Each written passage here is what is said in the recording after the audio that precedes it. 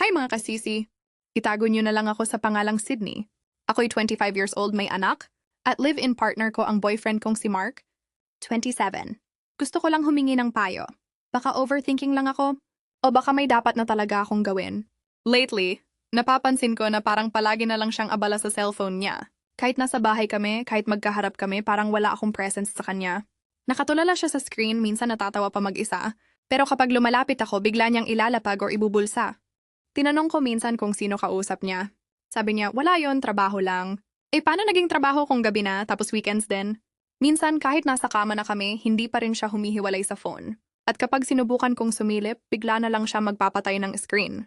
Alam kong may anak na kami, at ayokong magduda agad. Pero bilang babae, ramdam mo yung pagbabago.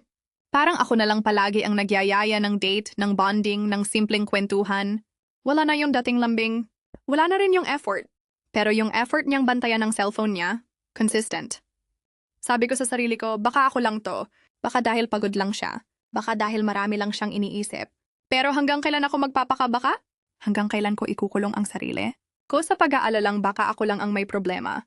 May mga gabing hindi na ako makatulog. Hindi dahil sa bata namin, kundi dahil sa mga tanong sa isip ko. May iba na ba siya?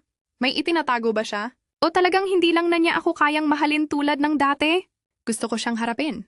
Gusto kong itanong sa kanya ng diretso kung bakit parang ako na lang ang kumakapit. Pero natatakot din ako. Hindi sa sagot niya, kundi sa posibilidad na matagal ko nang alam ang totoo pero tinatanggihan ko lang. Ayoko ng gulo. Ayoko ng hiwalayan. Pero ayoko ring mabuhay sa takot at pagdududa. Hindi ito healthy. Hindi ito patas. Sa mga nakaranas na ng ganito, anong ginawa niyo? Hinayaan niyo lang ba? O hinarap niyo na? Sana mabasa niyo to at makapagbigay kayo ng honest na advice.